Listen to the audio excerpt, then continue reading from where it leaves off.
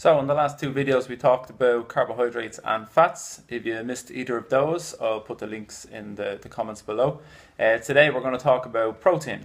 So protein is a massive macronutrient for the body.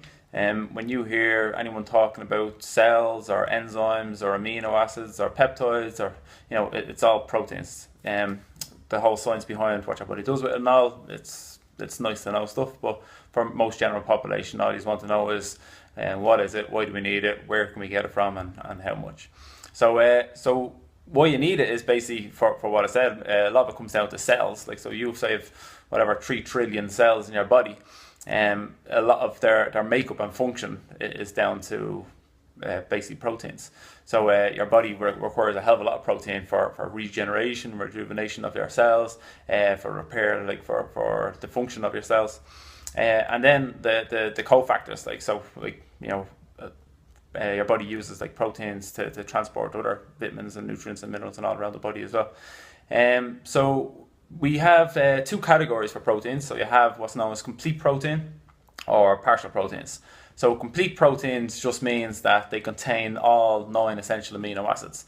So anytime you hear essential, so essential aminos, essential vitamins, essential minerals, these are things that we have to get from external sources from our food. So when you talk about 9 essential amino acids, they're essential to the body, and we have to get them from food. So things that are complete proteins that contain all 9 would be things like poultry, so chicken and turkey, including eggs, then your meats and your fish. Complete vegetable proteins would be things like buckwheat, quinoa, and soy. We won't go into too much detail about soy, but generally we don't recommend it. Then when you talk about partial proteins, so partial proteins are primarily vegetables that's going to contain some but not all 9 essential amino acids. So you're talking about beans, legumes, nuts, seeds, rice, hemp. So these will contain some essential amino acids, but not all 9 essentials. So what's important for, say, vegetarians and vegans is that you'd want to be making sure that you're mixing your protein-based vegetables, that you're still going to be consuming all 9.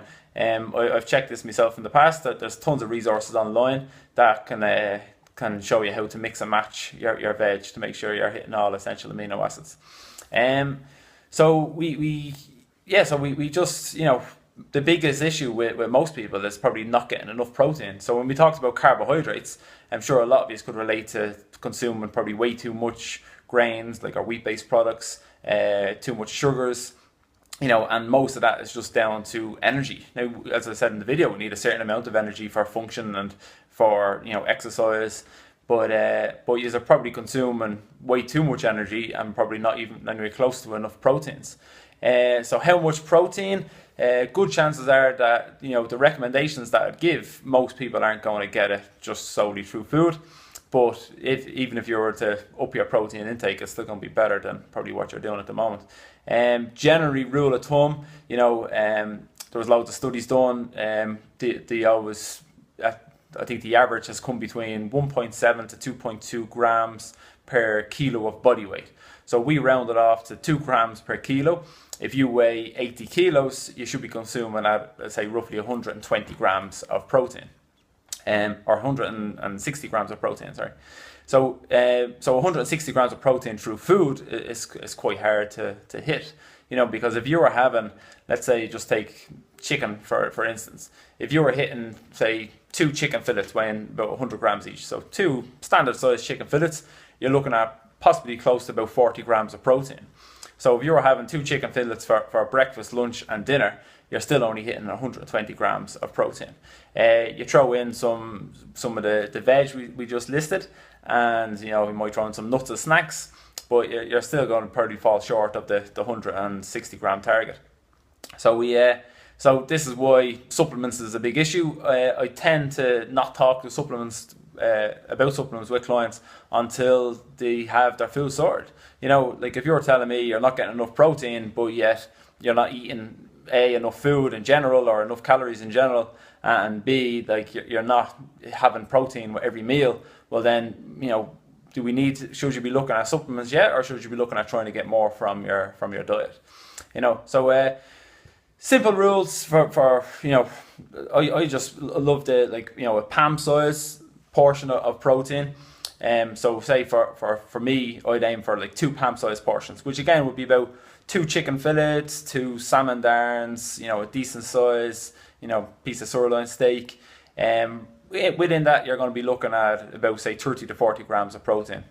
So if you're hitting something like that with every meal, 3 eggs, you're going to hit, probably a little bit short of 20 grams of protein. If you are looking to supplement, just we'll keep this one very simple. There's only 2 protein supplements I use. One is a 97% whey isolate. It's unflavored. There's basically nothing in it. It's 99% of the calories of it is just whey protein. You can use that for bacon or to throw into smoothies or whatever else. For some flavor, sometimes there's a 92% natural whey you can get. It's only in chocolate or strawberry. But again, there's no sugars, no sweeteners. It's just a natural chocolate flavor I use. So sometimes what I can do is I just throw a banana, which is roughly about 35 grams of carbs. Throw in your 30 grams of protein, and I just use almond milk. Blitz it all together. The almond milk isn't for any function. It's just to give it a bit more of a texture. It's better texture than water, but probably not as good as milk. But I don't want to be drinking half a litre of milk. So the only other thing with protein then is a good thing that protein does with the body is release more satiety hormones. So when you're having extra protein with your dinner, you're going to signal to the brain that you're eating more, you're full. I always try to tell people, like, if you imagine having a plate of pasta, you could probably mill a whole plate of pasta, and 30-40 minutes later you could eat again. Whereas if I give you the same volume of, say, chicken, you're probably not going to get halfway through it without feeling stuffed. So bear that in mind when you're having meals. Try not to eat carbohydrates just on their own. Always try to add in but when it comes to big meals, with proteins and fats as well, and that's going to make you feel fuller for longer. If you have just carbohydrates, chances are within less than an hour you're going to be wanting to eat again. That's it. I think I covered it all with that. If there's any questions at all, just put them in the comments below, or anyone else. Some of these have been sending me messages asking me questions. Some of the questions I'm going to do follow-up videos on as well. But if you need anything at all, just ask. Thanks again.